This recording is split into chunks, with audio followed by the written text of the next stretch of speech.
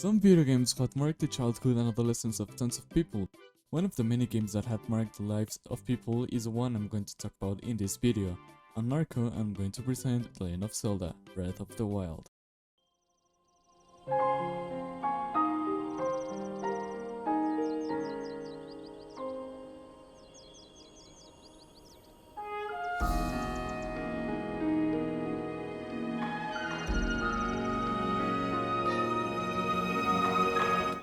Since its first announcement at the 2014 E3, people weren't happy with the new design Link had at that moment, because it was way different from the version every Zelda game had, with his green suit and green hat. The new design was more like an art paint and had a blue tonic. In 2017, the game was released and every person that doubted about this title was shut up. It even won the Game of the Year award, against Horizon Zero Dawn, Super Mario Odyssey, Persona 5, PUBG, and Assassin's Creed Odyssey. Really good games in my opinion. In this video I will talk about various aspects that describe this amazing game. Who am I kidding? This is a f***ing masterpiece! First off, let's start with the plot. It all starts 100 years before the beginning of the game. There was a great war with the Calamity Ganon, which is this thing. Ganon took over the 4 Divine Beasts and the Guardians that were designed to stop him, killing the 4 champions that protected the Highland Kingdom. Due to all the chaos Ganon gave, Hyrule was destroyed and without any hero. Or at least that's what he thought. The thing Ganon didn't know was that before Princess Zelda faced him, she sent the Chosen One to recover and of resurrection after giving his life to protect her.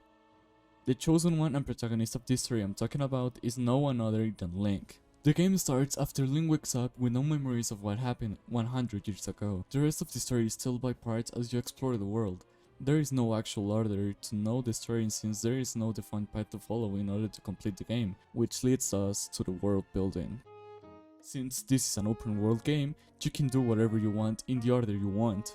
That's why you can choose to go to Vanavoris first and know parts of Link's memories that go after the ones that you can find at Castle of Hyrule and so on. The main story and lore may become something extra of the game, like it's not as important as it needs to be. I mean, that doesn't mean it's bad or something, but it's just because of the enormous map and total freedom, it can be overshadowed. There are snowy places, giant deserts, jungles, forests, and much more. The freedom of traveling makes the player explore every inch of the map, looking to discover something new or get astonished with the amazing art style that covers every landscape of the map.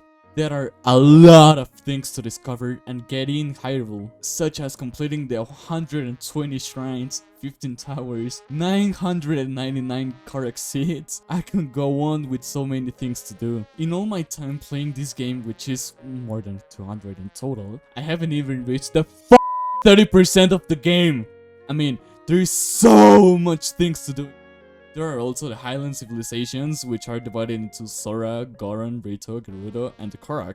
Each civilization has their own story, architecture, culture, rules, characteristics that distinguish them from the others, their environment, way of thinking and behaving. For example, the Sora are these anthropomorphic fish that live in a peace-looking kingdom. They are expert swimmers. In my opinion, the most beautiful place in the game is here. The peaceful vibes that place leaves me are incredible. On the other hand, the Gerudo civilization is located in the desert, and the civilization's culture doesn't allow any men in their city. So you must find a way to get in there and unlock the mission to defend the divine beast located in there. The plays on the people there are quite the opposite of the Zoras. They are jacked big women that have a killing face. The extreme climate they face make you buy special clothes to survive the day and night. The Korok are actually the ones I hate the most, especially these. In general, there are not a brain strong men that only do mining and roll across their place. The dumbest one is, again, this. I mean, I don't know if the lava or the deadly hot climate in there makes them so f***ing stupid or what, but they really stress me a lot.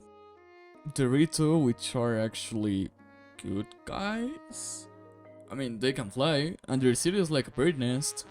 It gives me the vibes. I also love the place cause there's no one 3 lanes nearby. There is not so much to talk about Rito since the one that interacts the most with Link is this guy, and he really doesn't talk a lot. But even with that, they're nice guys. Actually, fun fact, the 4 champions that once protected Hyrule were from these 4 main civilizations, so kinda fits in with their looks. And last but not least, the Korok are these things that look like a tree roots with leaves and eyes. The Korok are like kids that don't want to play, and for some reason that makes them adorable. The guy that expands your weapon stash also lives there. Did you know that the most difficult place to get in is this forest? There's a specific path to take in order to get in. If you don't follow it, well, you'll get rejected. The coolest thing about their civilization is these huge pipes they give you of Ocarina of Time. Also, the Master Sword is hidden them from Ganon. Oh, have I mentioned? They have a freaking talking tree named Deku! Call me a weeb, but the first thing that came to my mind was this guy, not gonna lie. Let's not forget about the shrines. Oh my god! If you're a puzzle enjoyer, this it's for you, for real.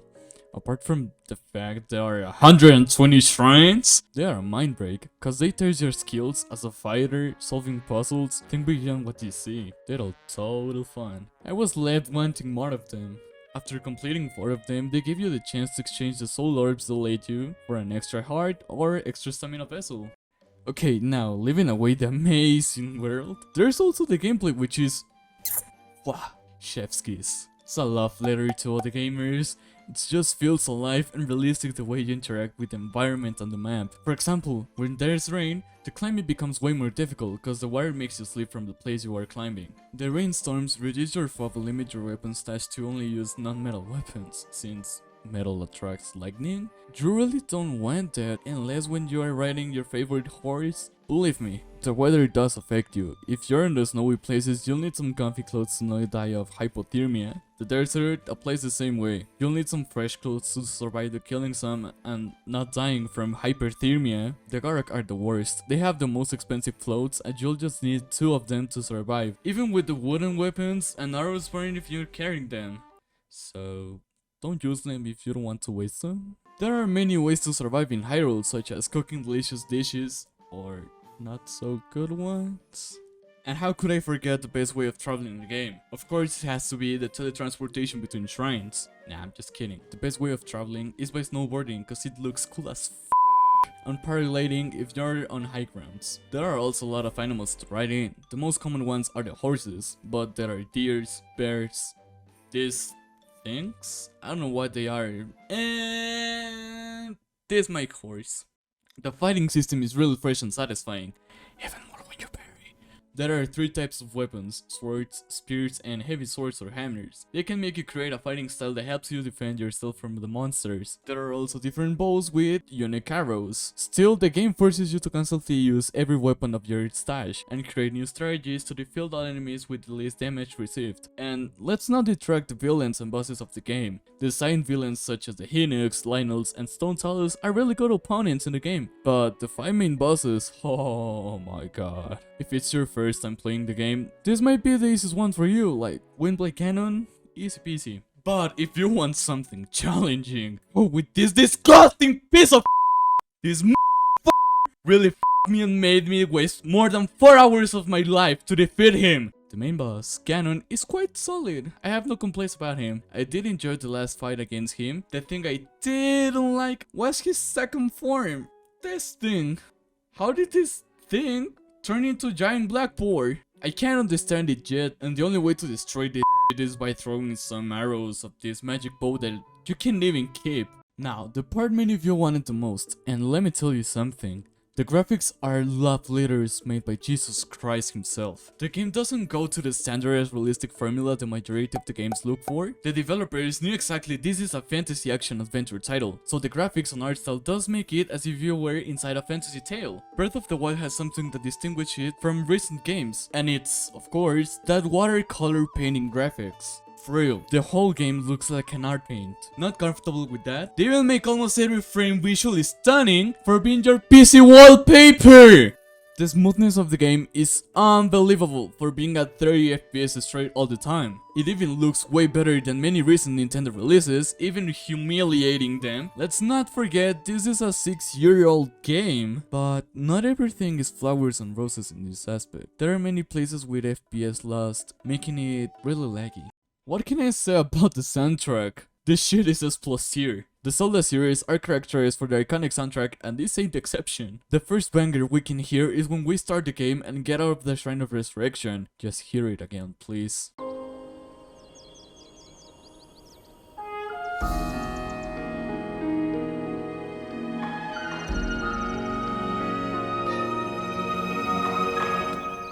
Then there's these amazing ambient songs that make the gameplay and places more enjoyable and alive. Sora's theme are so peaceful that it really makes me love that place.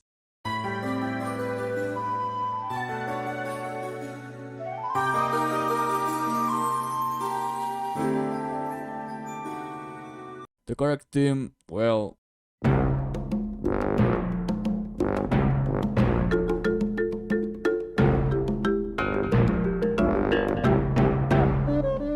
it fits with the kind of people that inhabit that hideous place. Ganon's themes are awesome.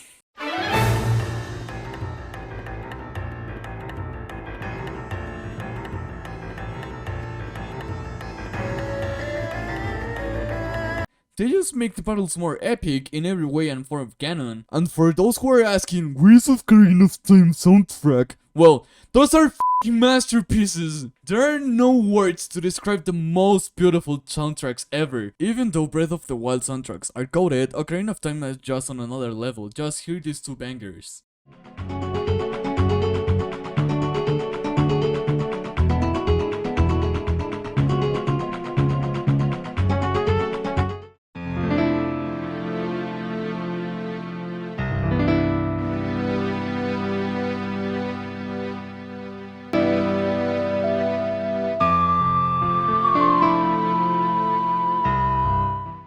Before ending, I just wanted to say that while I was making the script of the video, I did use ChatGPT for getting inspiration how to do the script, and what I saw was a big surprise. Just see what the AI say about this game without even asking its opinion. Well guys, before we arrive to the end of the video, I hope you enjoyed the review and give a try to this unbelievable piece of art. Due to its rich story, astonishing world building, satisfying gameplay, and stunning graphics, The Legend of Zelda Breath of the Wild is a masterpiece and a must-play game if you have a Nintendo Switch. Thanks for watching, don't forget to give a like if you enjoyed the video and click on the subscribe button to be notified when I upload new videos. I'm Marco Flash and we'll see you on the next video.